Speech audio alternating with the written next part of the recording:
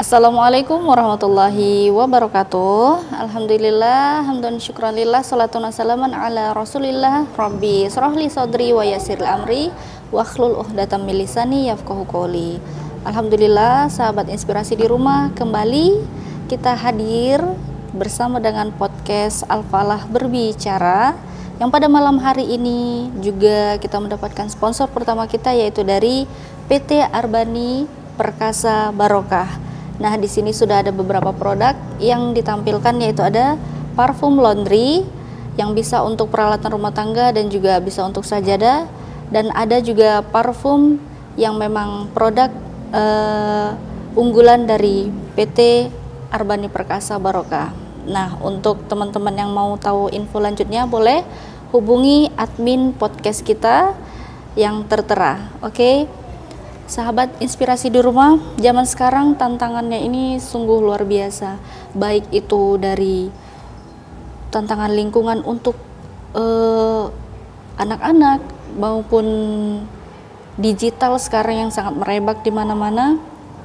Tentu sebagai orang tua, sebagai orang dewasa, kita juga patut untuk berhati-hati atau patut juga untuk mengawasi. Nah, teman-teman sahabat inspirasi di rumah, kali ini kita mengundang salah satu sahabat narasumber kita yang insya Allah bisa menginspirasi kita di rumah, dimanapun kita berada. Nah, langsung saja kita sapa sahabat inspirasi kita pada malam hari ini. Selamat malam Kak Kinan. Malam. Alhamdulillah, kabarnya baik? Alhamdulillah baik. Oke, Kak Kinan, boleh dong Kak kita bacakan biografinya ya, sebentar ya. Ya, boleh. Oke.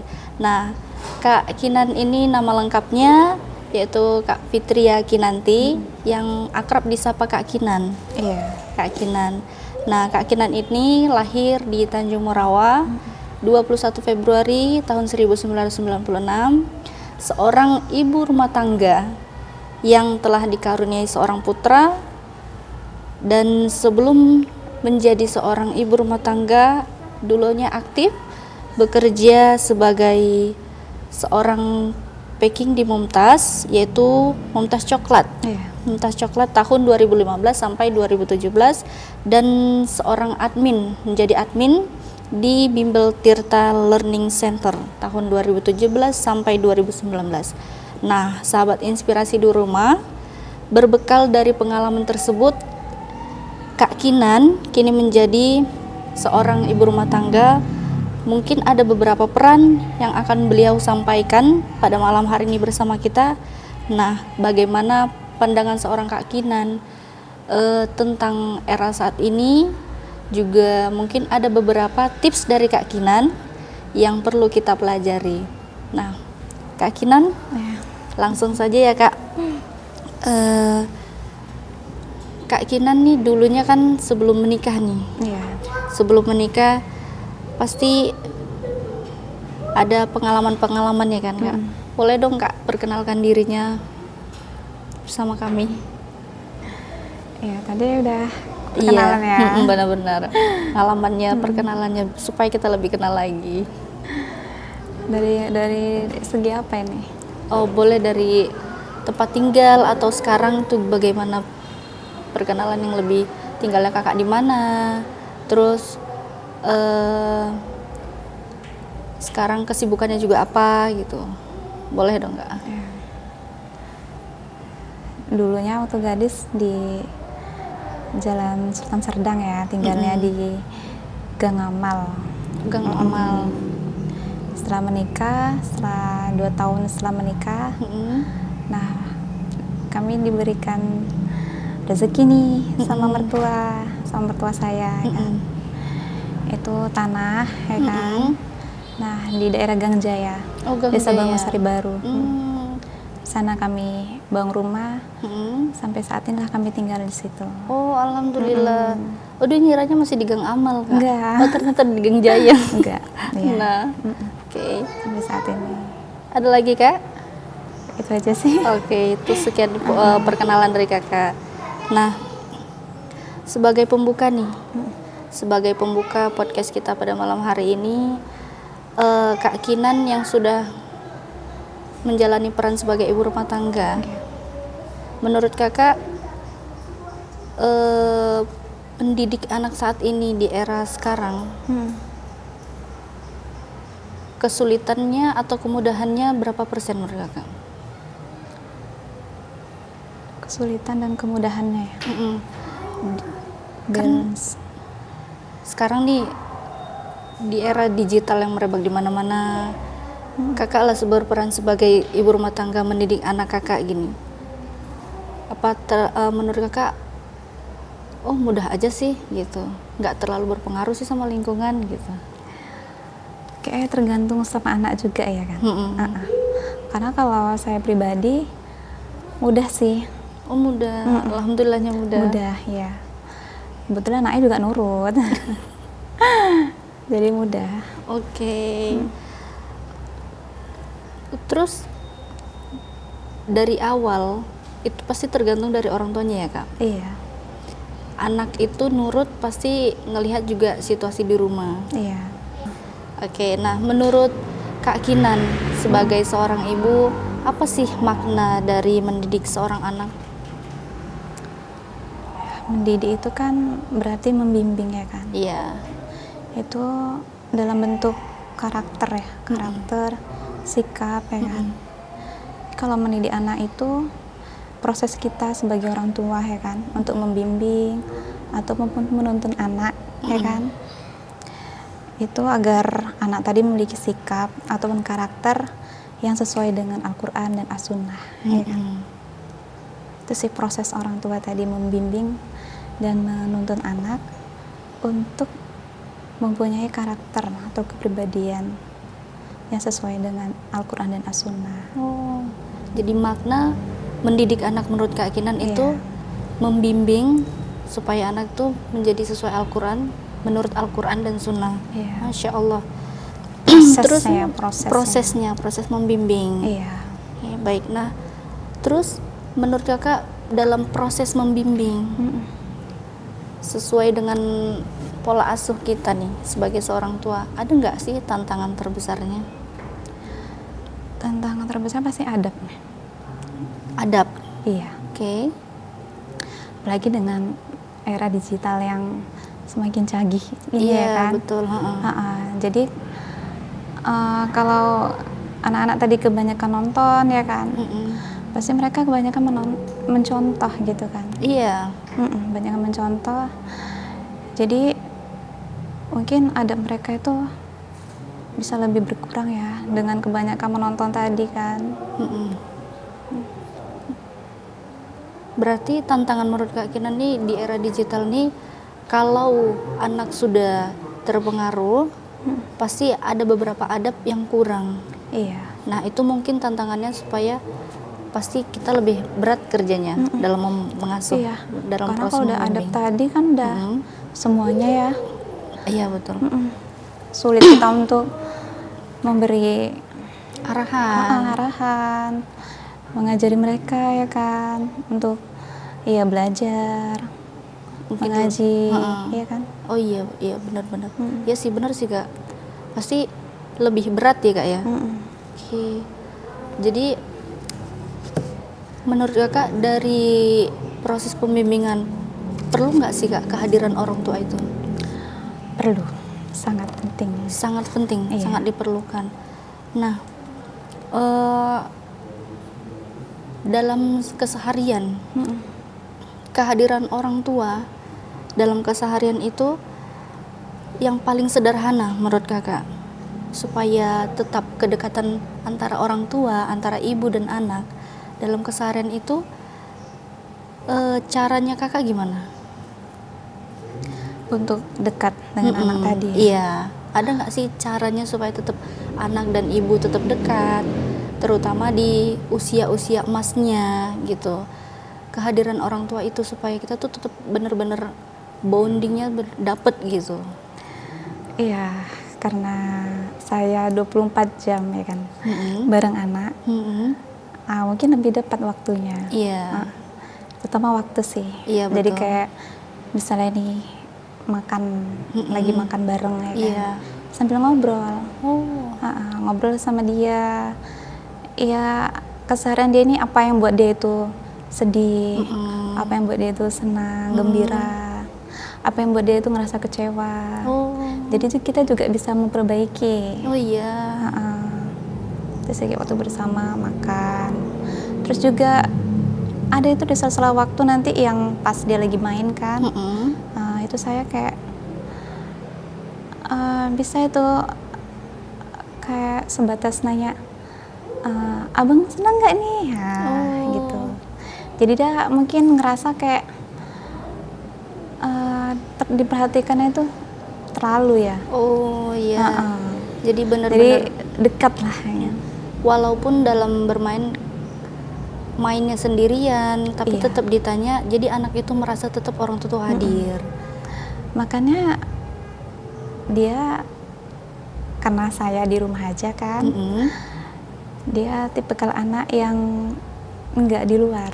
Oh, nggak terlalu banyak main di luar, maksudnya bersosial di luar Nggak. sama teman-temannya. Enggak. Oh, karena pun mungkin di lingkungan di rumah terlalu ramai atau enggak, Kak? Ramai. Oh, ramai, banyak Ramai juga di sana. anak-anak. Tapi nggak pengen keluar terus gitu ya? Enggak. Iya, memang senang sih mereka bermain di rumah gitu kan. Ya ada sih waktu juga untuk dia bermain. Tapi juga walaupun dia belum sekolah ya kan, tapi masih ada, udah dikasih waktu ini, dia kayak ini nih waktu bermain jam segini, ini waktunya ini, jadi dibatasin lah. Dan dia pun paham sih. Oh iya, alhamdulillahnya anaknya tipikal cepat paham, Iya.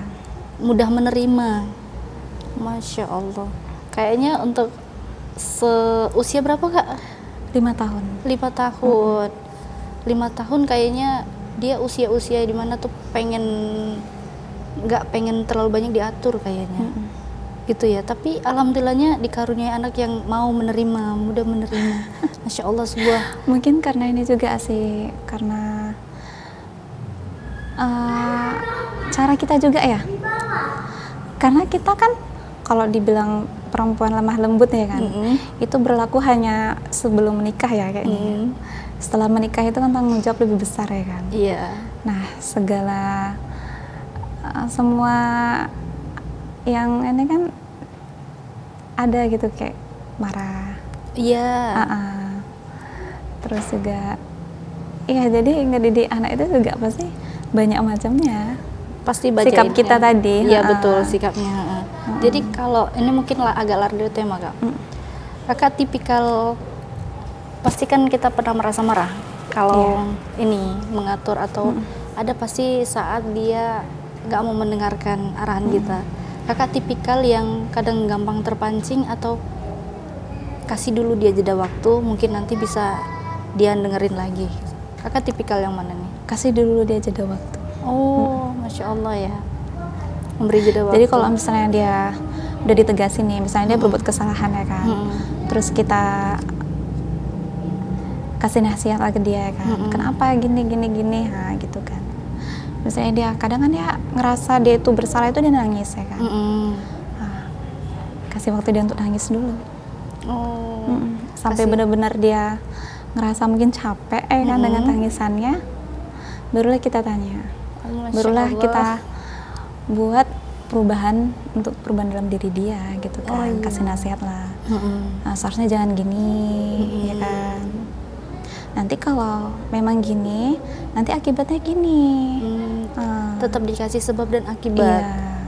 Memang sih iya, Kak, zaman sekarang anak tuh pasti kenapa harus dilarang gini? Memangnya kenapa?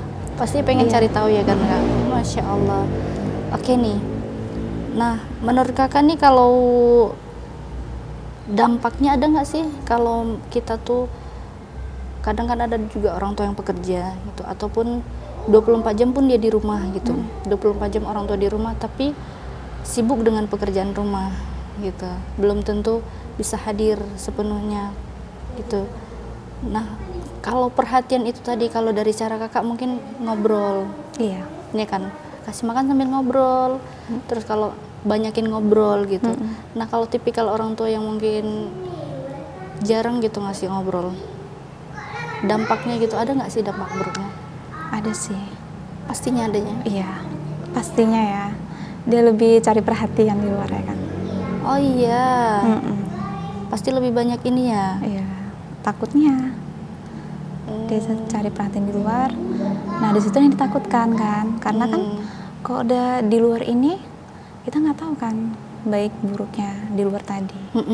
Ya kalau dia ngikutin yang baik, Iya kalau benar tadi sih. yang buruk, nah itu sih yang ditakutin. Kalau kita kurang dekat dengan anak tadi. Ya. Oke. Nah, di era digital nih ya, yang kita tuh apa-apa tuh orang tua juga pekerjaan juga kadang dari rumah, bahkan bekerja di rumah juga pakai gadget, pakai handphone. Juga kadang anak sekolah sekarang juga sekolah juga pun harus pakai handphone. Iya. Ya kan Kak? Sekarang juga ujian semua pakai digital. Iya. Pasti kan ada rasa was-was pasti ya kan Kak? Rasa was-was itu pasti ada. Nah Kak Kinan ini tipikal orang tua yang ngasih atau enggak sih anaknya main handphone gitu, main gadget? Tergantung usia ya. Tergantung usia. Iya. Kalau untuk sekarang? Sekarang anak kan masih 5 tahun ya. 5 tahun. Enggak sih. Oh belum? Belum. Ada pernah minta nggak Kak? Tapi pernah sih dia di masa yang dia itu pegang. Tapi ada waktu. Itu mungkin usia 3 tahun. Jadi waktu itu belum ada televisi di rumah. Kalau sekarang tontonan dia televisi, cuma itu kan ada waktunya juga. Jadi kalau pas dia makan, dia tipikal anak yang nggak doyan makan. Jadi makan, minum itu harus disuguhin dulu.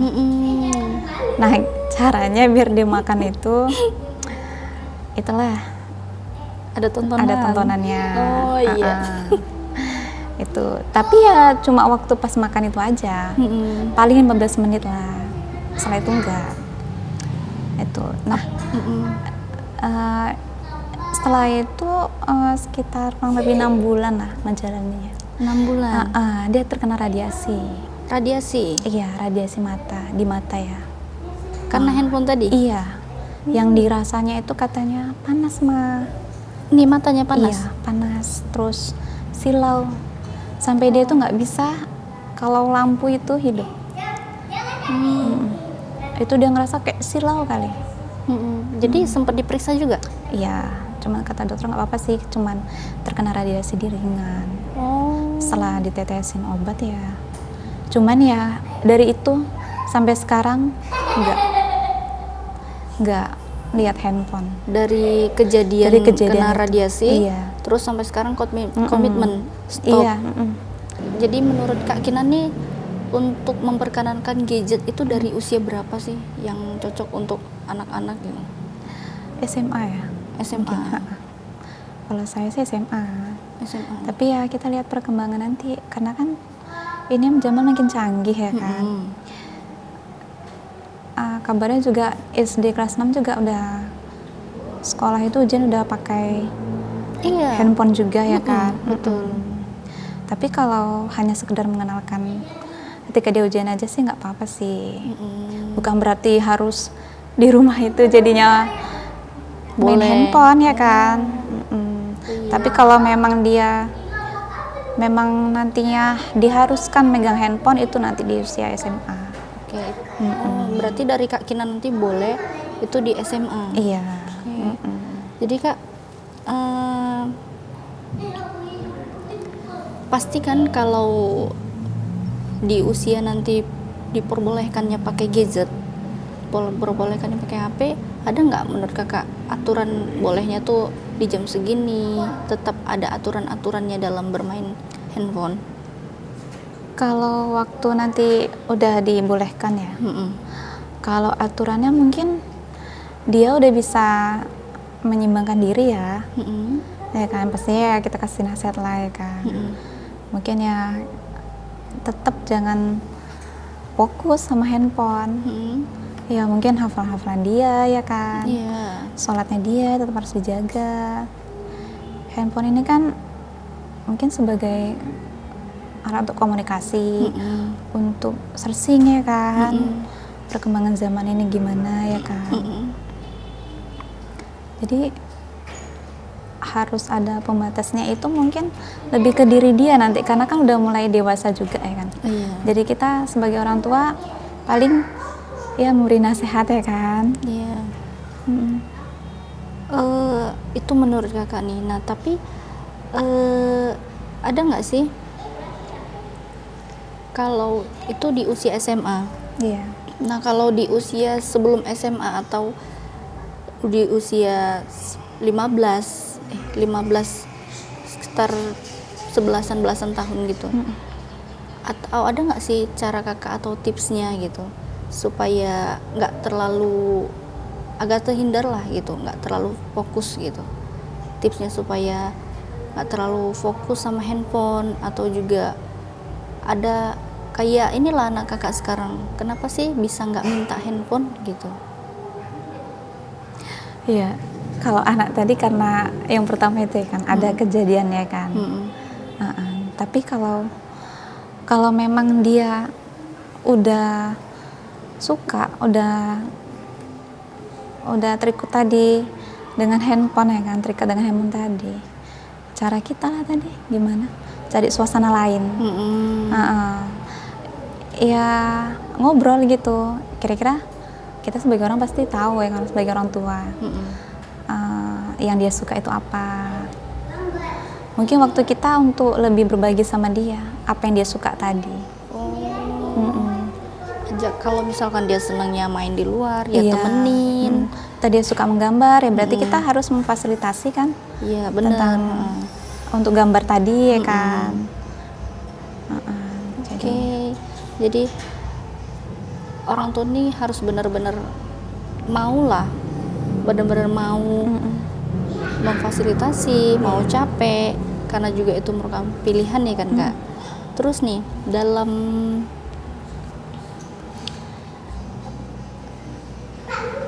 pendidikan inilah, dalam pendidikan akhlak nih, tadi kan kakak juga bilang kalau anak yang sudah terkena gadget pasti adabnya pasti agak berkurang. Iya kan. Nah kakak sendiri penerapan akhlaknya di rumah, penerapan adab, tadi kakak juga bilang ini UAS alhamdulillah ini nurut gitu. Nah ada nggak sih dari kakak sendiri lah atau rulesnya kakak supaya tetap anak kita itu bisa hormat sama orang tua, atau tetap mau dengerin nasihat dari kitanya? Ada nggak sih dari kakak tipsnya gitu? Tips untuk supaya dari kakak pribadi supaya dia tuh benar-benar mau ayo nak ngaji, ya tetap mau ngaji gitu, atau di rumah pun tetap ada ngajinya di rumah atau ngajinya di luar gitu, ada nggak? Untuk anak ya kan sendiri itu sebenarnya kembali ke kitanya ya kan. Kitanya itu sebagai tauladan dia ya kan, memberi contoh kayak sholat lah ya kan. Ya gimana kita menerapkannya tadi, kalau sholat kita tepat waktu ya kan, bukan juga dengan mengeraskan dia ini harus gini ya, apalagi dia masih usianya di bawah tadi ya kan. Ya kembali ke kita untuk memberi contohnya tadi. Oh iya, jadi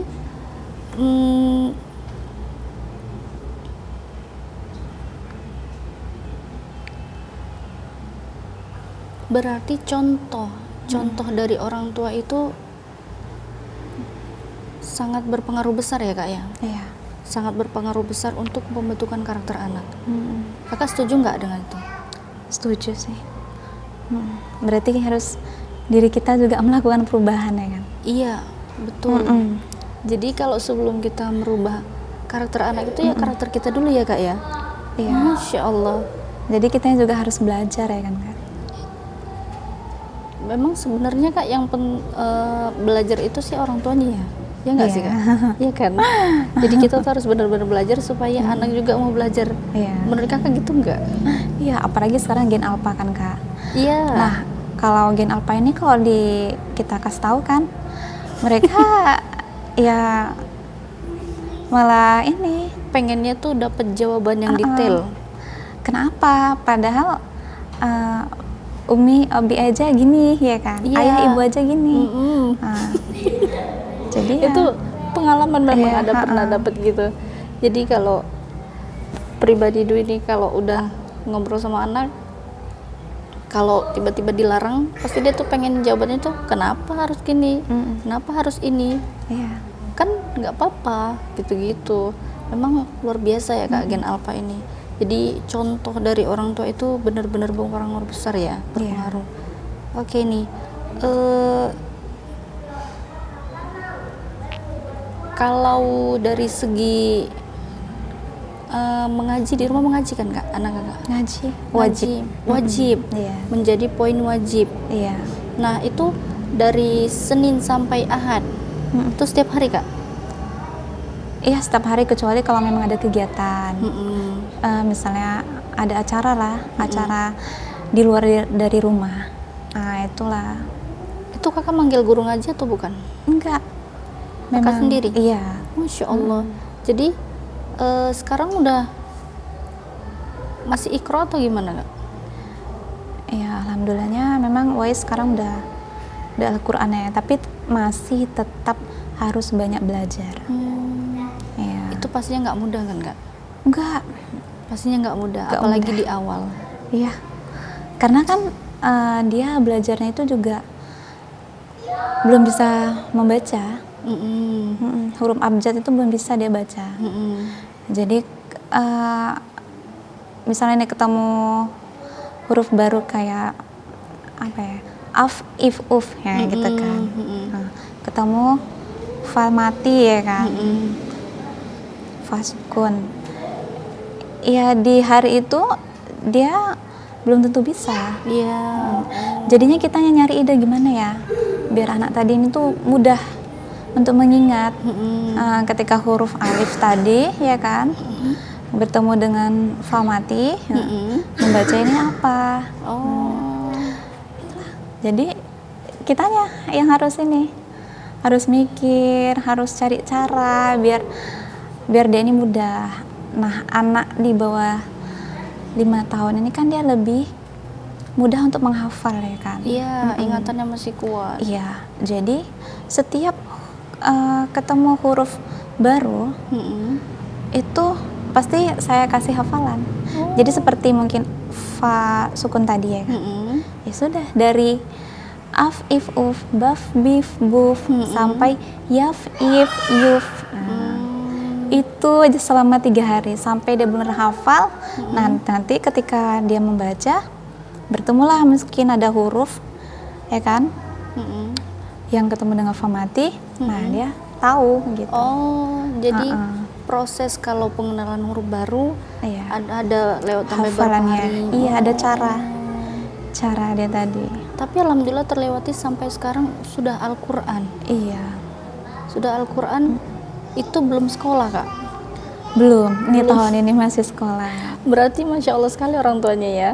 Benar-benar setiap hari wajib sekali. Kami sebenarnya masih belajar juga. Saya, suami masih belajar juga. Bahkan mendatangkan guru di rumah. Oh, datang juga gurunya? Iya.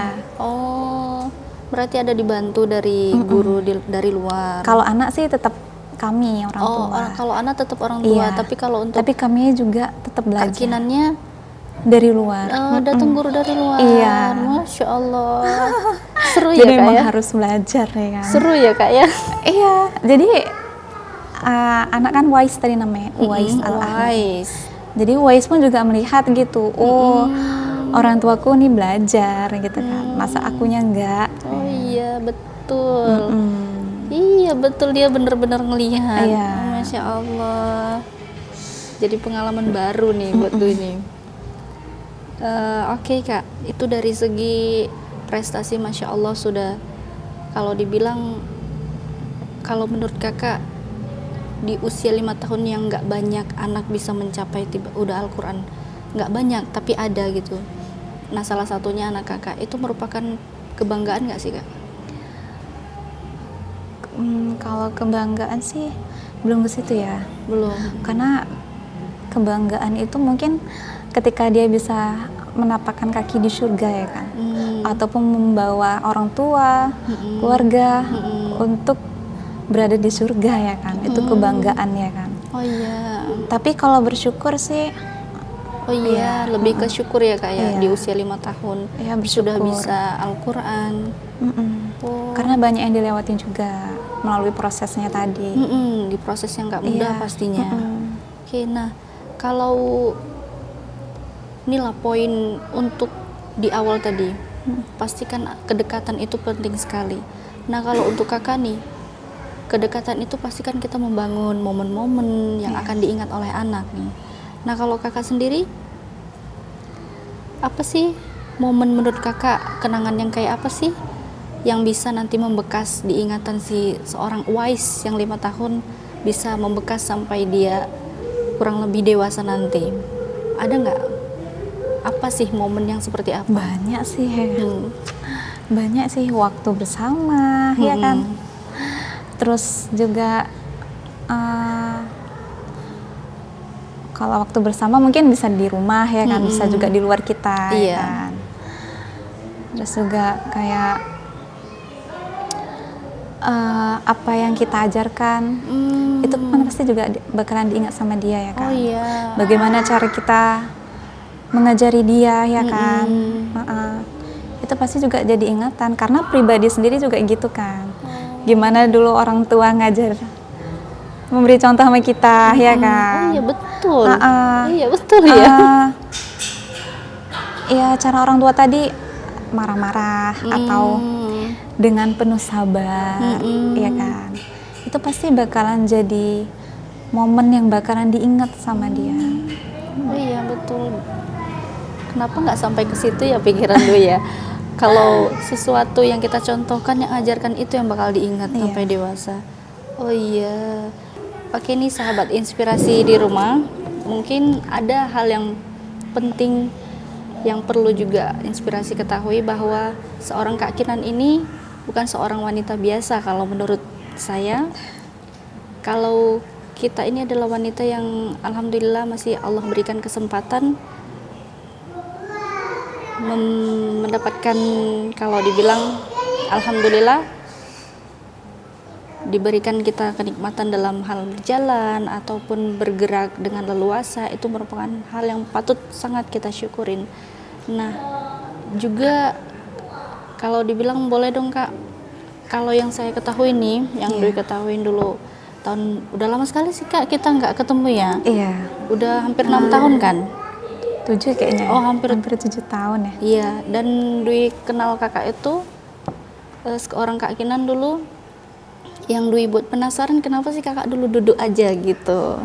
Oh, Iya, itu sampai waktu di acara apa ya? Dwi pertama ngelihat kakak itu di acara BKRM.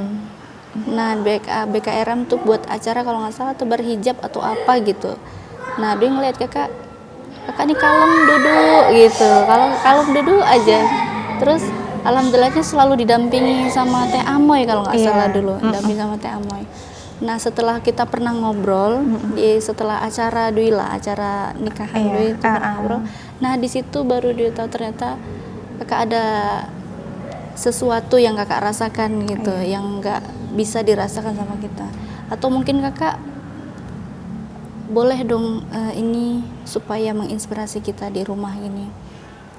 Apa sih yang kakak alamin saat ini gitu, yang nggak diketahuin sama masyarakat ini? Sebenarnya kalau itu lebih ke penyakit ya, tentang kondisi ya kan. Dia bertahap sih, mulai dari kecil dulu. Tapi kalau cerita dari orang tua, lahir itu normal.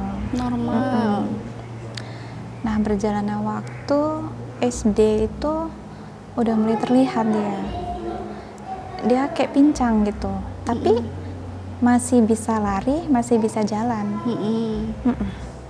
Cuman kalau jalan lambat, dia ada yang beda. Kalau jalannya Kayak agak diperlambat kakinya gitu. panjang sebelah. Jalan santai lah gitu. penyebabnya apa belum tahu waktu itu.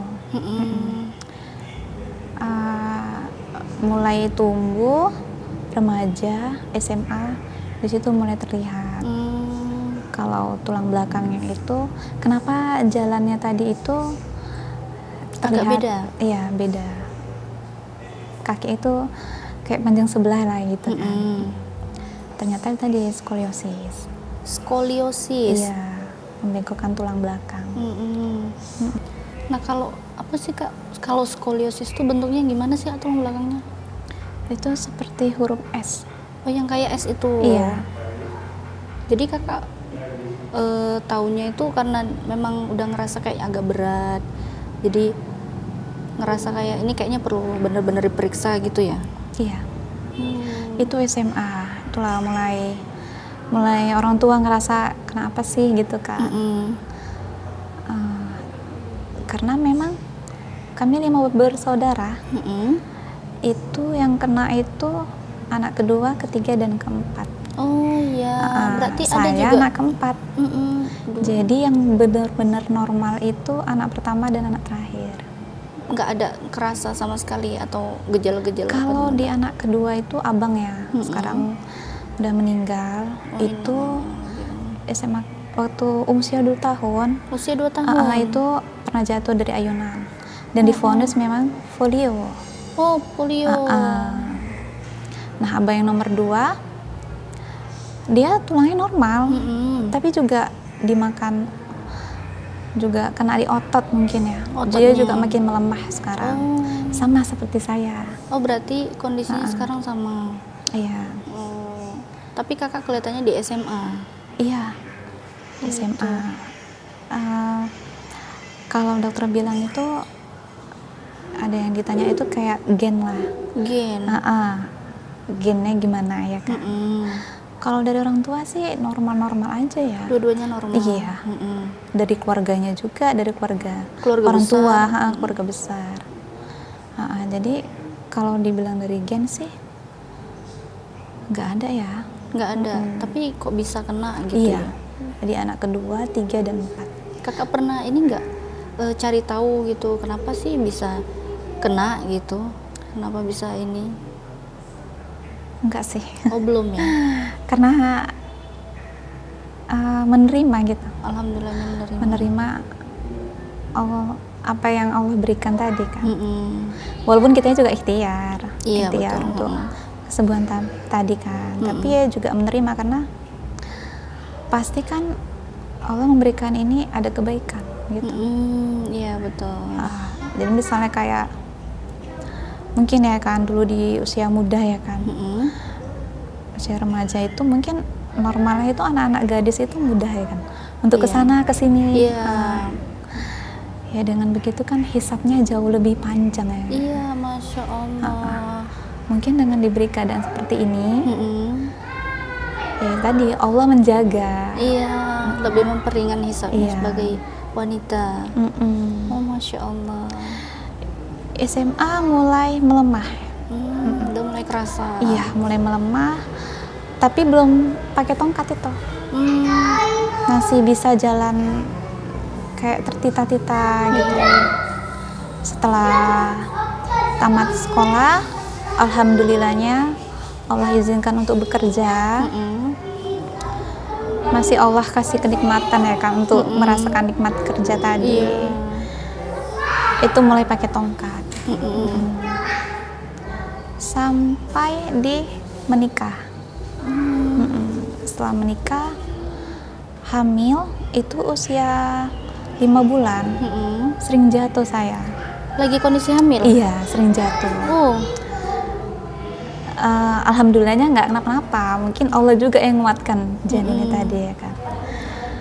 Itu suami takut. Jadi suami tuh udahlah, nggak usah ngapa-ngapain gitu. Udah di kamar aja. Jadi itu awal mulanya. Karena di usia pernikahan ke 3 bulan, masih 3 bulan setelah menikah, itu masuk COVID ya, masa COVID. Iya, pandemi. Jadi waktu itu sebenarnya masih kerja di les kursus ya kan, bimbingan kursus. Iya. Jadi di situ mulai karena COVID tadi, jadi berhenti kerja tadi. Ya itulah, pas dari situ mulai alhamdulillahnya Uwais hadir tadi kan dalam kandungan. Baru usia 5 bulan tadi karena sering jatuh, suami mulai dari usia 5 bulan itu nggak boleh ngapa-ngapain. Apalagi ketika suami kerja kan, takut mungkin kan. Iya. Dari situ sampai setelah lahiran operasi, jadi nggak bisa untuk bergerak. Itu juga jadinya di tempat tidur aja. Karena kan baru operasi pasti kan. Iya. Jadi mulai dari usia 5 bulan itu nggak melakukan aktivitas apapun. Setelah lahiran juga, lepas dari rasa sakit operasi, keadaan dari operasi tadi, ngasih ASI. Iya. ASInya dia nyusuin kuat. Oh, Masya Allah. Dia nggak mau sufor. Full ASI. Full ASI itu 7 bulan setengah. 7 bulan Sampai setengah. 7 bulan? Iya. Dia setengah jam itu paling lama untuk nggak nyusu tadi. Jadi dari situ juga suami bilang, ya udahlah di kamar aja gitu. Karena kan riweh kalau harus keluar gitu kan, pakai hijab lagi, kan. Benar-benar. Jadi ya mulai dari hamil 5 bulan sampai usia anak tadi 2 tahun, aktivitas cuma di dalam kamar. Mungkin itu yang jadi penyebab sekarang sulit untuk berjalan lagi. Walaupun pakai tongkat, kan masih bisa pakai tongkat ya sebelum menikah ya kan. Berarti sekarang benar-benar apa sih Kak yang Kakak rasain sekarang dari tulang itu? belakang makin bengkok ya. Makin bengkok? Iya. Kakak ada pakai batu alat nggak? Enggak. Oh enggak ya? Enggak. Kalau ini sekarang masih rutin ya? Rutin cek gitu? Iya, ini mulai karena anak juga udah besar kan. Karena kan ngasuh anak juga waktu usia sampai 2 tahun itu masih tinggal di rumah mama, di rumah orang tua. Iya. Masih ada yang bantu. 2 tahun setelah itu kami bangun rumah, baru kami cuma hidup bertiga dalam rumah itu, jadi nggak ada yang bantu kan. Jadi ya namanya manusia kan ya pingin lah kayak dulu ya kan beraktivitas lagi. Cuman ya masih mikir anak tadi. Kalau akunya terapi, anakku sama siapa? Ya kan. Jadi sekarang lah anak udah mulai agak besar, udah mulai mungkin bisa saya tinggal. Jadi ya saya lagi ikhtiar sih untuk terapi tadi. Nah ini karena kita bahas nih kan Kak. Pasti kan nggak mudah ya Kak untuk, tadi Kakak bilang pasti pengen kayak yang lain juga dalam mengasuh anak, biasa-biasa aja gitu, aman gitu. Pasti kan dari seorang Kak Kinan pasti berat sekali, pasti berat ya kan Kak? Berat sekali, tapi alhamdulillahnya Allah, kalau ujian itu masing-masing. Iya benar. Tapi alhamdulillahnya Allah mudahkan dengan hadirnya Uwais menjadi sosok yang penurut gitu, mau dengerin gitu. Itu merupakan kayak ada rasa, pasti ada rasa bahagianya. Alhamdulillah Allah mudahkan, dia mudah gitu, mudah menerima. Jadi alhamdulillahnya juga gitu nggak sih Kak? Iya, bersyukur. Bersyukurnya di situ. Bersyukur. Ya, walaupun namanya kita manusia kan, pasti ada rasa lelah, ada rasa penat yang buat ya celah setan tadi lah Mas untuk menguras rasa syukur tadi. Tapi ya alhamdulillahnya pasti nanti ada kayak yang ngingetin gitu kan. Bersyukur loh Allah beri nih anugerah dengan kondisimu yang seperti ini dan kondisi di luar sana yang mungkin banyak yang menginginkan seorang anak gitu. Iya betul. Jadi bersyukur sih. Kalau dibilang penurut ya sebenarnya ada dia bagian yang nggak nurutnya, ada pasti yang nurutnya. Cuma memang dia lebih kayak ke nggak nurutnya itu kalau pas dia berpikir kayak pengen manja gitu. Pengen Pasti diperhatiin ada lebih. juga sih. Enggak setiap hal dia tuh nurut, terus itu enggak. Iya, manusiawi sih Iya. anak-anak emang Kak. Tapi pastinya untuk seorang Kak Kinan ini sudah Masya Allah. Dwi aja kadang salut gitu loh Kak. Iya. Dwi yang dikasih Allah begini masih aman lah gitu, kalau masih enak lah gitu kemana-mana, masih sangat mudah lah untuk ngapa-ngapain gitu. Tapi seorang Kak Kinan bisa loh, seorang Uwais itu bisa sampai Al-Quran.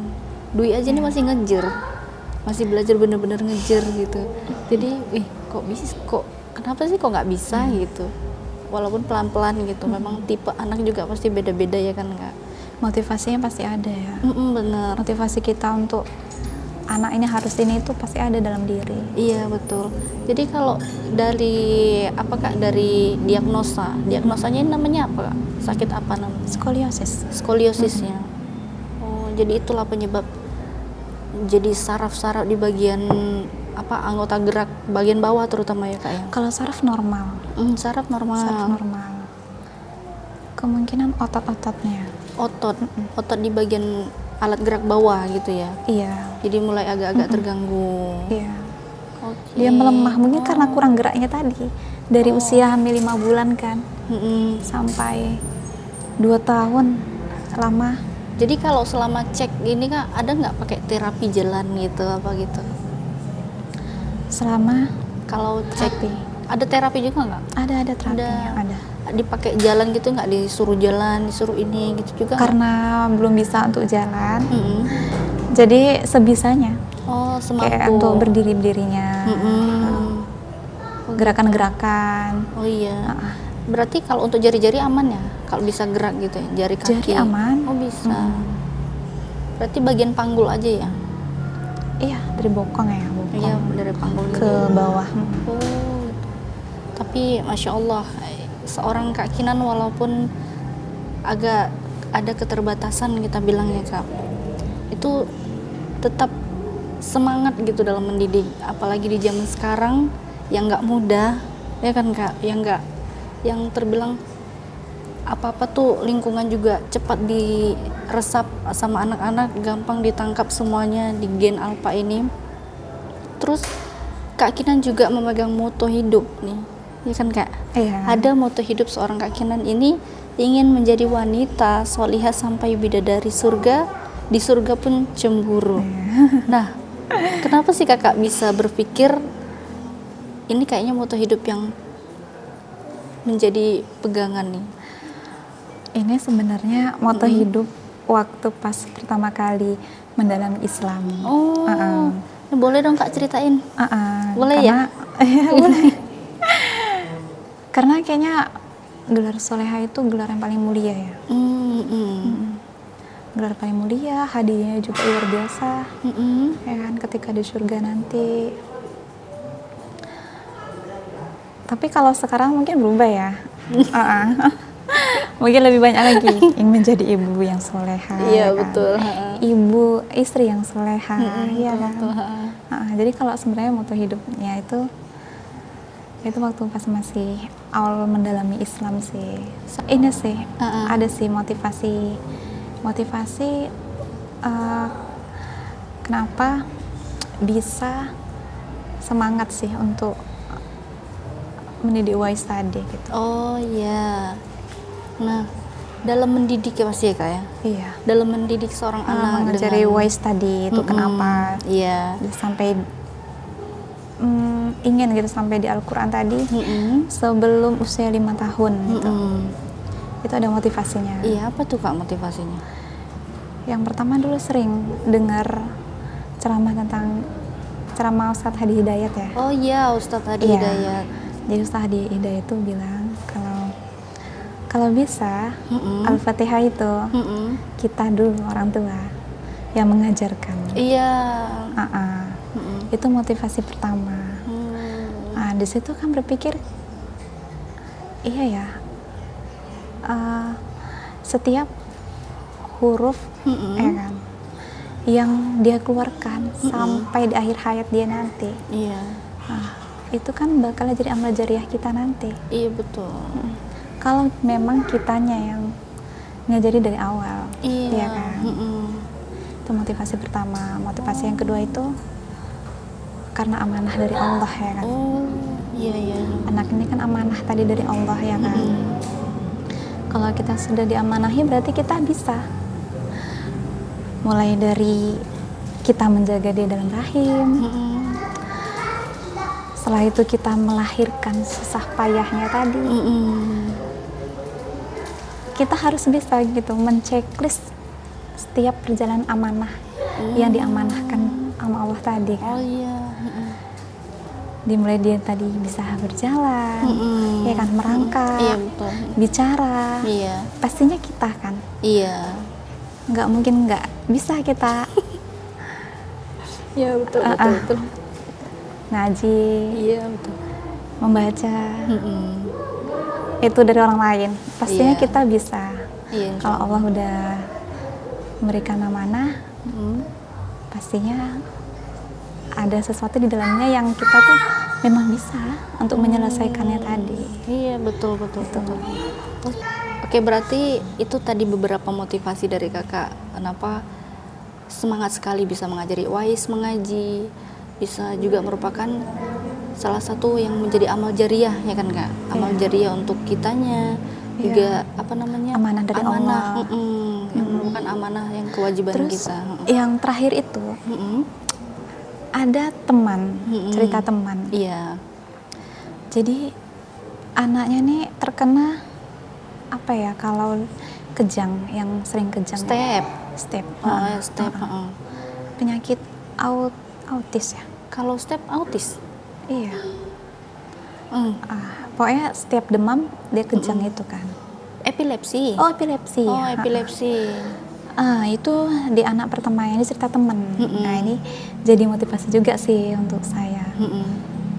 Jadi anaknya itu mulai dari lahir sering keluar masuk rumah sakit.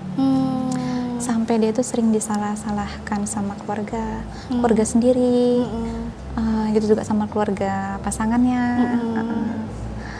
Tapi dia nggak berhenti untuk ngajarin anaknya ngaji, terutama dimulai dari usia 2 tahun dia cerita. Sampai terakhirnya itu karena bolak-balik keluar masuk kan, dia ngerasa lelah, ngerasa capek. Dia sudah berdoa sama Allah. Katanya, ya Allah, aku udah ridho dengan semua ketetapanmu. Gak apa-apa ya Allah kalau engkau kasih anakku seperti ini. Gak apa-apa, aku udah terbiasa ngejalaninya. Karena bolak-balik keluar masuk rumah sakit itu. Dan keluar masuk rumah sakit itu nggak ada yang tahu keluarganya, termasuk orang tuanya. Jadi dia benar-benar ngejalanin rumah tangganya itu ya sesama pasangannya. Sampai terakhir dia berdoa seperti itu kan, benar-benar udah menerima.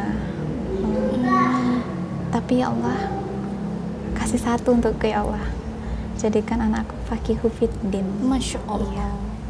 Mudah dalam memahami ilmu Al-Quran, dalam memahami Al-Quran. Dan itu benar, di usia 4 tahun dia sudah Al-Quran anaknya. Allah.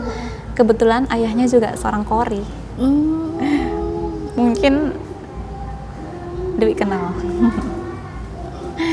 Nanti kita cerita boleh. ya. Di belakang ya. Itu sih jadi kayak iya, jadi motivasi diri sendiri kan, kalau dia aja kuat gitu. Itu lelah loh anak bolak-balik keluar masuk Pastinya. rumah sakit itu.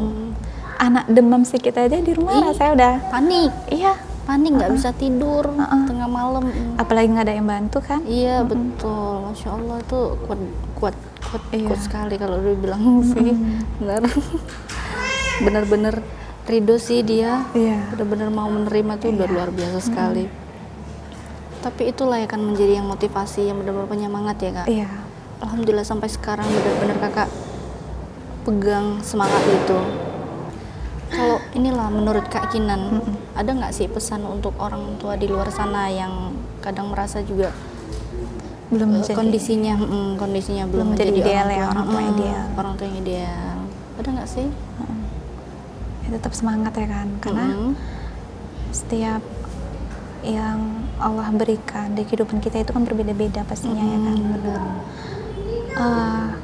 Pastinya juga keberhasilan anak itu tadi juga berbeda. Jadi jangan berkecil hati, jangan bersedih. Iya.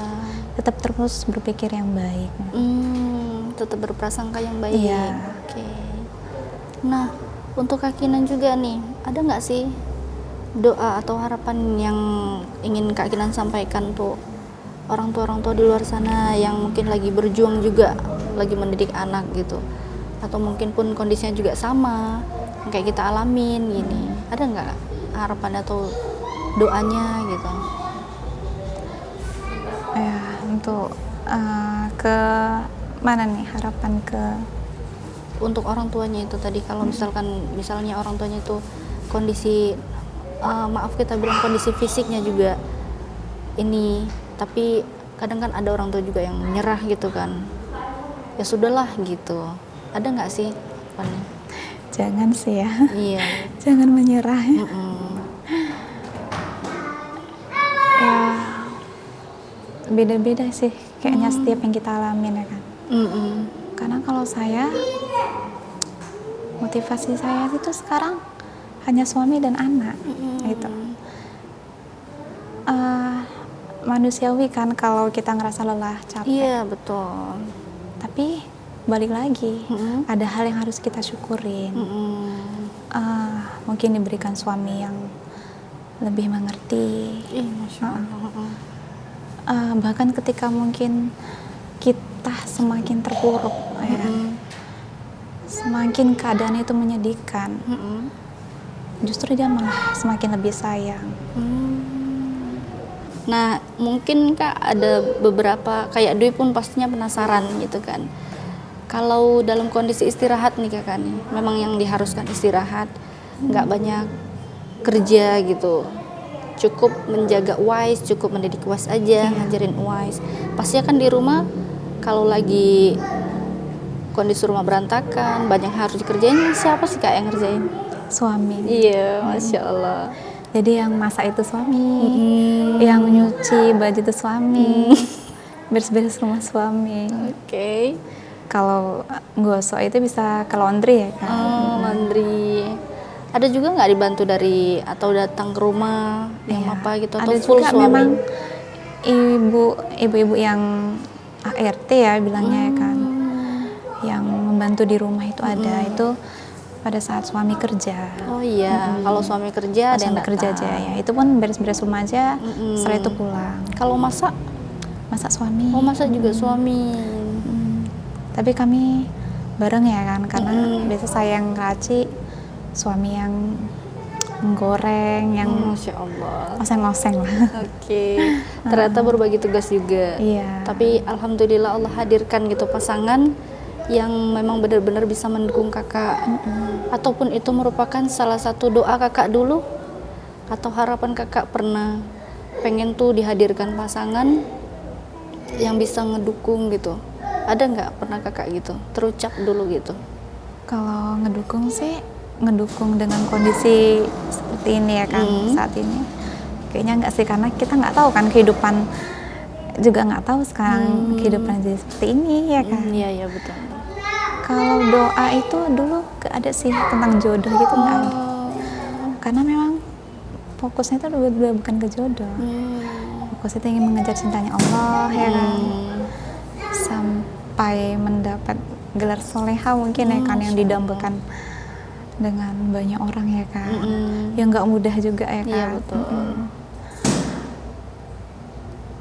Nggak ada sih untuk berdoa tentang pengen nih minta suami yang begini-gini, itu nggak ada. Tapi kakak dulu pengen jadi wanita yang solihah, pengen jadi mendapatkan gelar gitu, walaupun nggak mudah. Tapi mungkin inilah caranya Allah dengan hadirkan seorang suami yang Masya Allah. Jadi lebih ke suaminya, lebih ke hadiah mungkin ya dari Allah. Masya Allah. Dengan keistimewaan Allah hadirkan lagi yang lebih istimewa lagi. Oke. Ini mungkinlah menjadi penutup kita juga. Semoga rumah tangga yang dibangun juga Allah hadirkan keberkahan di dalamnya. dihadirkan anak-anak yang solih-solihah nantinya.